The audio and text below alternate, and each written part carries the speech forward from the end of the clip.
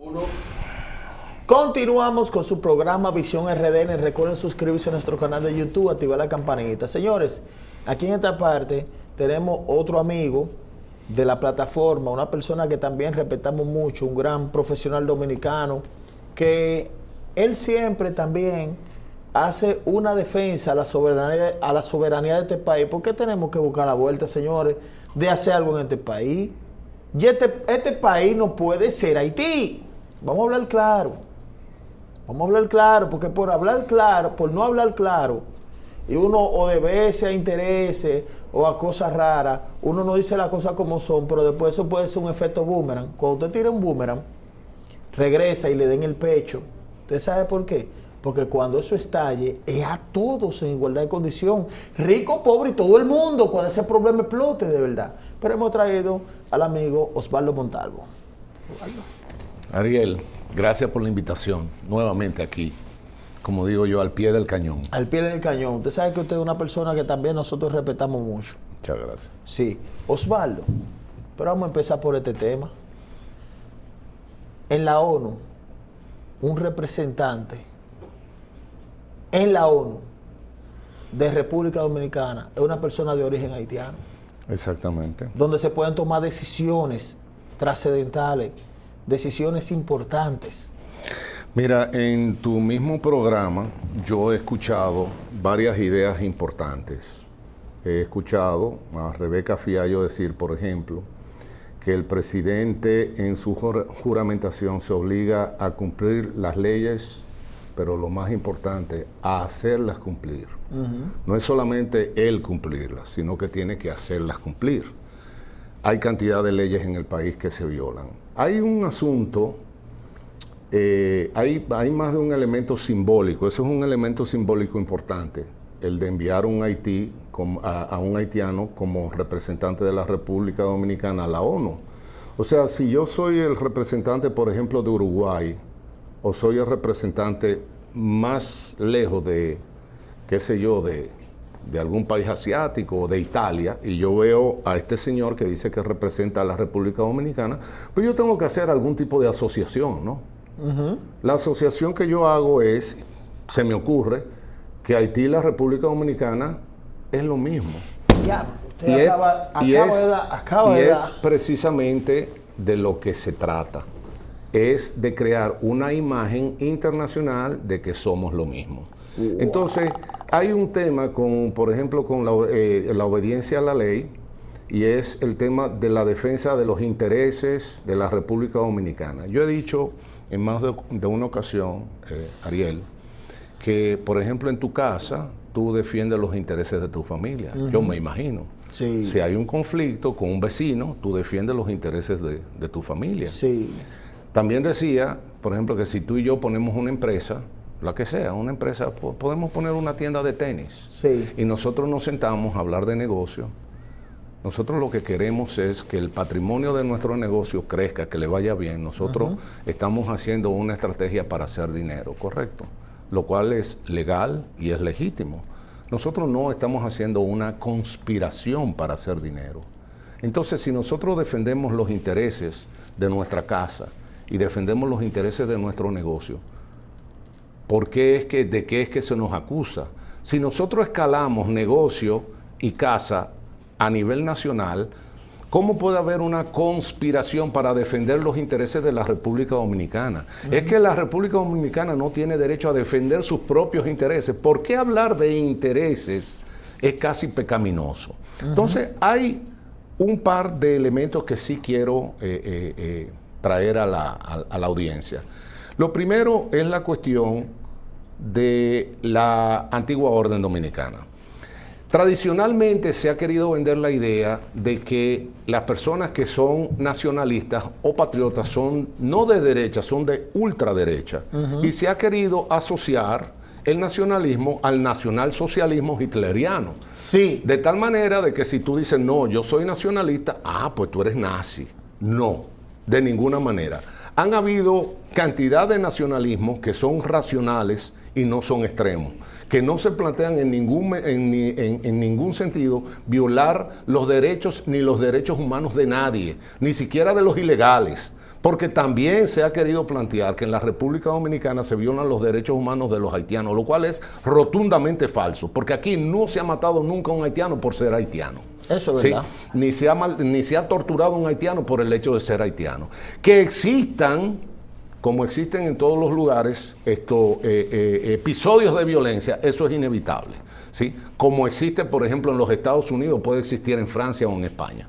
Entonces se ha querido tildar siempre a los nacionalistas de ser de extrema derecha, que lo que quieren es agredir a los que no son nacionalistas como un movimiento violento y extremo. Y entonces lo que se ha querido es plantear que la orden es en esa línea. Primero, fíjate que se atacó por la presunta falta de educación formal de los miembros de la orden. Ahora lo que se ha vendido es esta idea de que es un grupo violento. Ya hubo un grupo de izquierda, hoy está, que es buenísima, que se querelló en contra de la orden porque presuntamente hubo una agresión de un individuo que llevaba una camiseta o una cachucha de la orden. Entonces ahora resulta que si yo llevo una cachucha del Licey o yo llevo un polocher que diga PRM y yo agredo a alguien, entonces van y se van a querellar en contra del Licey o en contra del PRM porque quien presuntamente me agredió tenía una gorra tenía una gorra. No, pero entonces, ¿qué pasa? Que eso es parte de las campañas que van a empezar a ser campañas muy virulentas en contra de la antigua orden, precisamente por el efecto que ha tenido las marchas y la intervención de la antigua orden en la política práctica, en la política real, porque ha logrado movilizar a la población dominicana. Entonces hay dos elementos ahí muy importantes. Lo primero, se ha demostrado que es un nacionalismo popular. O sea, quienes están en el movimiento no son gente de la extrema derecha, no son personas ni siquiera de derecha, son personas de origen humilde.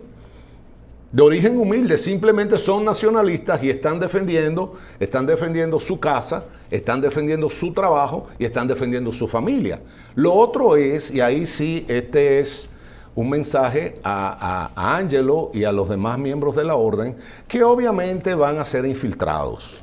Van a ser infiltrados porque la idea es que cada vez que haya una movilización, que haya uno o más infiltrados que haga actos de violencia, para que quede como que la orden y los miembros de la orden son individuos violentos y de esa manera desacreditar y desarticular la orden, ¿sí? Entonces, eso es bien importante tenerlo en cuenta porque eso va a suceder. Lo otro, que lo he dicho en otros lugares, el pensamiento que no concluye en acción es un pensamiento estéril. En cualquier sentido. Nosotros podemos ser filósofos, podemos ser grandes pensadores, podemos ser grandes académicos. Pero si todo nuestro pensamiento no resulta en algo concreto, pues realmente es un pensamiento estéril. Sí. Es un pensamiento cultural, si se quiere. Pero entonces, yo ahí siempre lo he planteado y de ahí es donde viene mi idea de los políticos y en este caso de los intelectuales. Los intelectuales dominicanos, y te he visto a ti también decir que es una cuestión de esto, de dinero. Los intelectuales dominicanos ni siquiera han abordado el tema de forma específica. O sea, siempre andan como por las ramas. Y siempre andan por las ramas y siempre andan en un acomodo de la corrección, ya no la corrección política, sino la corrección intelectual, de no quedar mal con nadie. Bueno, hoy vi yo un editorial del Diálogo Libre, bueno, entonces nosotros lo que tenemos es que ponernos de acuerdo y tenemos que ponernos de acuerdo por allá, porque al final tenemos que buscar, y entonces al final de cuentas te queda una imagen difusa, nebulosa y sobre todo una imagen que no dirige a ninguna acción, que es parte de la estrategia, y creo que lo dijiste tú mismo, lo dijo Rebeca Fiallo, una estrategia de hablar pero no hacer nada. Exactamente. De hablar y decir vamos a hacer una cosa pero hacer la contraria. Entonces, ¿qué pasa? Que siempre cuando hay una expresión de un líder político, en este caso hay una expresión del líder, del líder de la nación, del presidente de la República, hay una expectativa, porque uno tiene la expectativa que si lo dice el presidente, es porque se va a hacer. O sea, el presidente dijo, si no me equivoco, corrígeme tú, que iban a haber deportaciones de hasta 10,000 ilegales haitianos por mes. Creo que fue que dijo. La pregunta es, ¿han habido esas deportaciones? ¿Hay algún informe? Que yo no creo en los informes, pero vamos a pensar que hay algún informe que diga que se han repatriado 10,000 ilegales. ¿Tú has visto algún cambio en lo que es tu visual cotidiana? Porque también en mi libro yo tengo un título que se llama Con los ojos de la cara. Cuando a mí viene y me presentan un informe del Banco Central o del Ministerio de Hacienda o del Ministerio de Salud, o yo voy a las estadísticas que tiene la ONE o unas estadísticas que tiene que puedan dar la ONU o el Banco Mundial, pero eso que yo estoy leyendo en un papel, unos numeritos y una narrativa, tiene que compadecerse con lo que yo estoy viendo. Con la realidad palpable. Porque entonces resulta que el informe me dice, la ciudad de Santo Domingo es vialmente la ciudad más despejada de América Latina. Pues yo estoy leyendo eso en el medio de un tapón. ¿Y cómo tú me dices, tú me dices a mí que en la República Dominicana la violencia está controlada, pero ayer a mí me asaltaron? No, me dice el Banco Central, la inflación es de un 6%, pero yo acabo de dar 1,000 pesos más por la compra de siempre. Sí. Entonces, tenemos que distinguir lo que dice un papel, que tiene un interés, lo que yo llamo el interés de crear una realidad paralela. Sí. Porque la idea es esa, que tú vivas en esa realidad paralela y te diga, no, el clima en la República Dominicana es templado, ponte un abrigo. Pero yo me estoy muriendo del calor. ¿De qué tú me estás hablando de que el clima es templado? Aquí es un país tropical. Entonces, ¿qué pasa? Que hay una serie de declaratorias que no se compadecen con la realidad. O sea, cuando tú ves los discursos, son discursos demagógicos. O sea, es simplemente para adormecer a la gente y que la gente de alguna manera sienta una sensación de que se está haciendo. Que es verdad. Que es verdad, que se está haciendo. Entonces, ¿qué pasa? Que los intelectuales no han tenido el valor, por no decirlo de otra manera, de fijar posición, que es lo que se debe hacer, fijar posición sobre el tema haitiano. Yo lo que digo es que el solo hecho de que la República Dominicana, como país independiente, como país soberano, tenga un tema haitiano, eso es como yo decir que yo me tengo que preocupar por el bienestar de la vecina en mi edificio. Pero ella no se preocupa por el bienestar mío. ¿Tienen los haitianos un tema dominicano? Que yo sepa, no. No. A los haitianos no les interesa el tema dominicano. Sin embargo, los dominicanos sí tenemos un tema haitiano. Porque lo que usted citó ahorita fue algo que yo en la entrevista entera me he quedado, no se me ha salido. Entonces, cuando tú silencias, porque los intelectuales callan. O sea, ¿cuál es el país que nosotros vamos a tener de seguir así? Como lo dije en otro programa, en esto no hay cuestiones mágicas, por eso hablo de la realidad paralela. O sea, es hasta físico. Hay una ley de Newton que dice que todo cuerpo permanecerá en reposo hasta que una fuerza externa lo saque de ese reposo. Sí. Y a la inversa, algo que tiene un movimiento se va a mantener en ese movimiento hasta que choque con una pared. Nosotros hemos visto que la invasión todavía no ha chocado con ninguna pared. Es decir, continúa. Y continúa, ¿y qué es lo que significa? Significa que la República Dominicana va a desaparecer y la española se va a constituir en un único país, que es un Haití agrandado. Porque la fuerza... ¿Un qué? Un Haití agrandado, expandido. Porque hay también hay la idea peregrina de no, nosotros vamos a manejar, como he puesto yo, o sea, ok, nosotros vamos a hacer una isla en el Caribe bella, maravillosa. Nosotros vamos a, también lo llamaba con la cuestión de la estética de la miseria. Entonces nosotros vamos a tener muchos muchachitos muriéndose de hambre y van a venir los turistas de Alemania y de Finlandia y de Europa y los gringos. Ay, mira, qué niño, qué interesante, está pasando hambre, déjame regalarle $1. Pero eso que usted dice... Pero espérame, entonces, sí. ¿cuál es el modelo? Nosotros vamos a vivir del turismo. Nosotros, los dueños de los hoteles, van a vivir muy bien del turismo, van a tener empleados haitianos que van a vivir del turismo, y nosotros los dominicanos vamos a tener delivery de cocaína para llevarle a los huéspedes de los hoteles. Ese es el modelo. Porque también hay otra cuestión que los intelectuales no estudian. O sea, ¿cuál ha sido el desplazamiento de los dominicanos producto de la invasión haitiana? Porque ¿de qué está viviendo la juventud dominicana? La juventud dominicana, donde nosotros tenemos las peores calificaciones en la prueba PISA. Y entonces tenemos un Banco Central que nos está diciendo que nosotros estamos creciendo como nadie, pero le estamos creciendo ¿cómo? O sea, realmente yo lo que quiero es prosperidad que yo la vea con los ojos. O sea, si yo voy a un país, es decir, yo llego a Miami, yo veo prosperidad. ¿Tú sabes cómo empiezo viendo prosperidad? Por el tamaño de las carreteras, de las calles, la limpieza de las carreteras. Los carros son nuevos. Tú no ves alambre por arriba, ni tú ves perro muerto. Ni encima de eso tú tampoco ves un puesto de batata en una esquina que lo está atendiendo una persona allí abajo de una sombrita. Es otra cosa, eso es progreso, eso es desarrollo. Pero no que tú me vengas con un informe a decir, mira, nosotros crecimos como tanto. Entonces, estos intelectuales que se callan y se meten en el discurso ese vago de la izquierda, de los derechos humanos. Pero tú sabes por qué se meten en ese discurso. Porque facturan de ahí. Facturan ese discurso. Estoy de acuerdo con ¿Me entiendes? Estoy de acuerdo. Todas, como dicen los americanos, con un sentido práctico muy grande, dicen, siempre síguele el rastro al dinero. Y el otro día en un programa yo decía, yo tengo un Toyota Corolla del año 2006. Nadie que tenga un carro mejor que el mío puede estar más a la izquierda en el espectro político que yo. Porque también dicen los gringos, nunca le coja pena a alguien que tiene un carro mejor que el tuyo. ¿Cómo si tú andas en una jipeta Mercedes-Benz, tú te dices de izquierda? Coño. ¿Y cómo? Porque yo te veo de vacaciones, trabajando en una ONG y con un discurso de solidaridad y un discurso de hermandad y un discurso... Pero ¿quién paga lo que tú dices? O sea, eso también es otro tema que es la coherencia de lo que plantean los intelectuales. ¿Quién llena tus cuentas? No, o sea, tú quieres que, ok, vamos a colaborar con el problema haitiano. Ok, chévere, yo quiero colaborar. ¿Cuánto cuesta eso? 100 pesos. Y tú eres el que promueve esa actuar. De esos 100 pesos, ¿cuánto tú vas a poner? Ah, no, tú quieres que yo ponga los 100 pesos.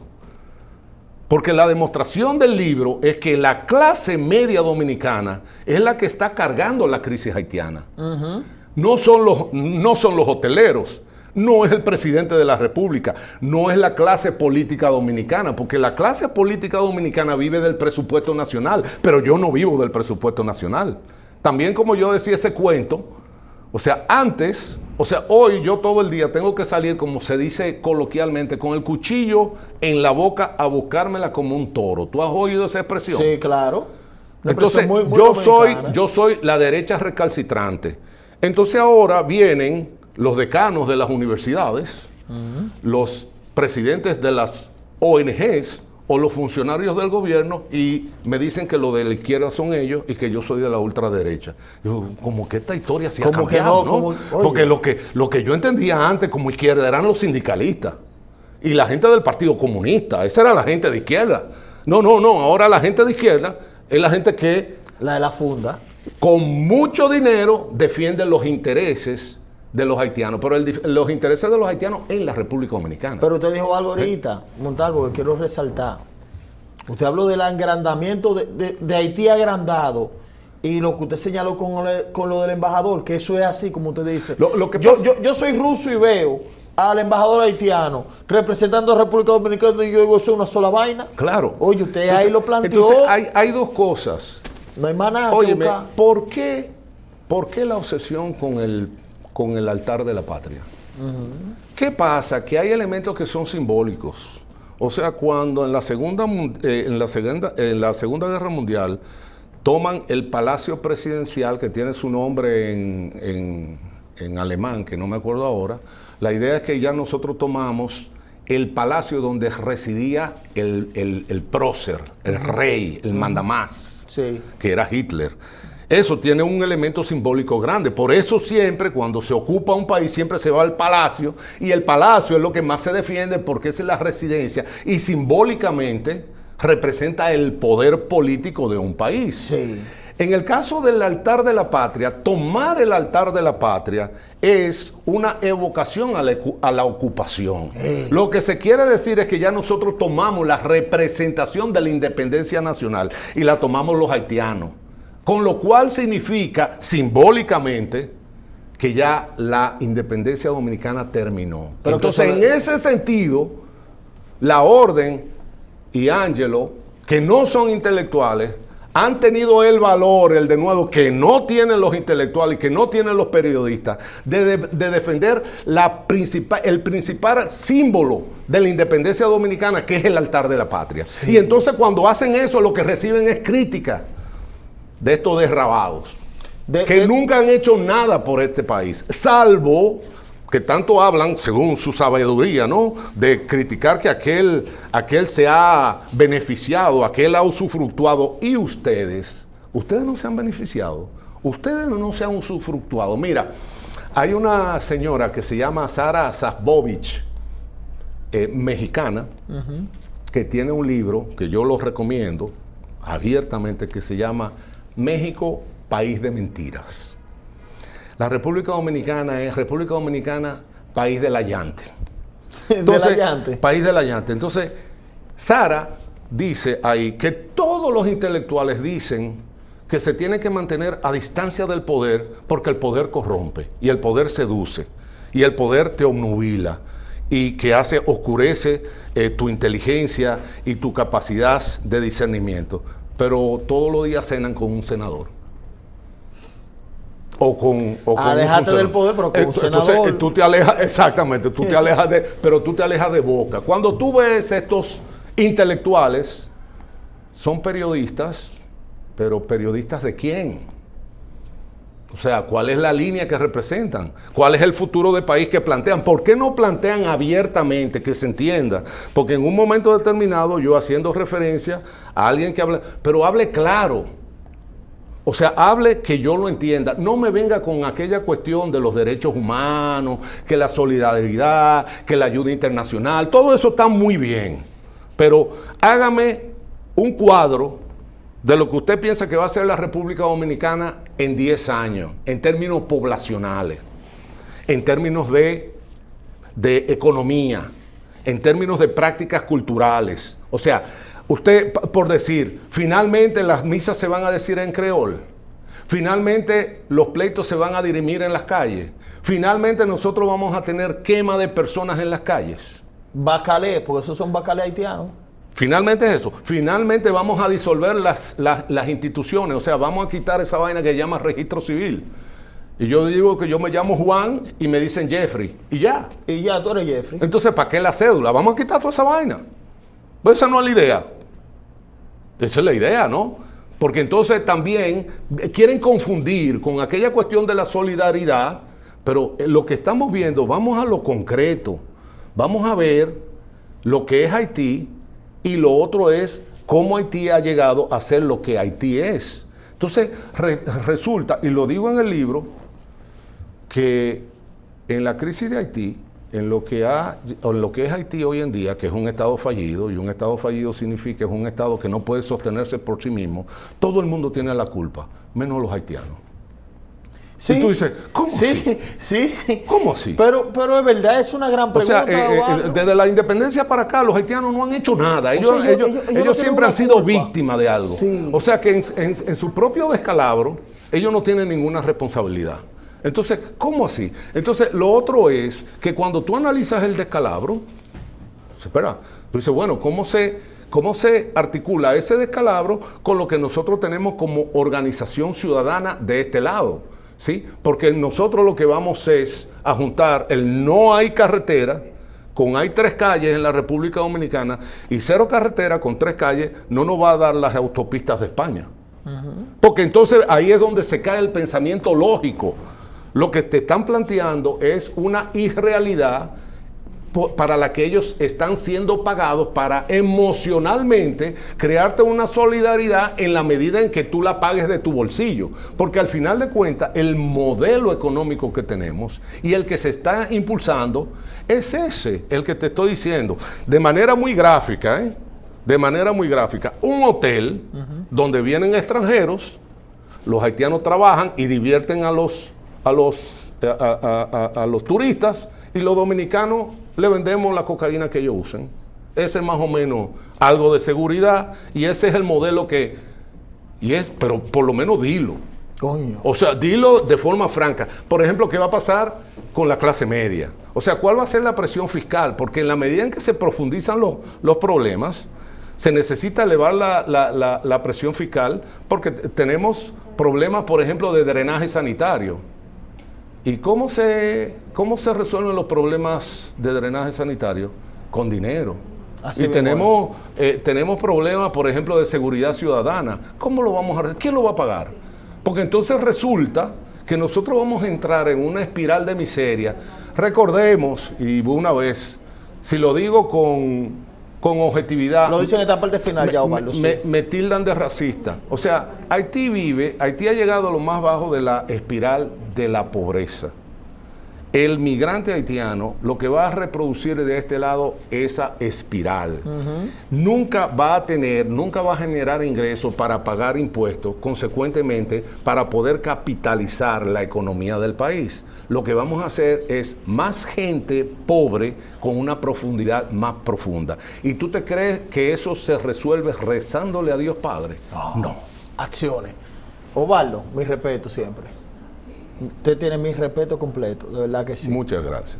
Señores, suscríbanse a nuestro canal de YouTube, activen la campanita de notificación y como siempre le digo, mi gente bella, hasta la próxima.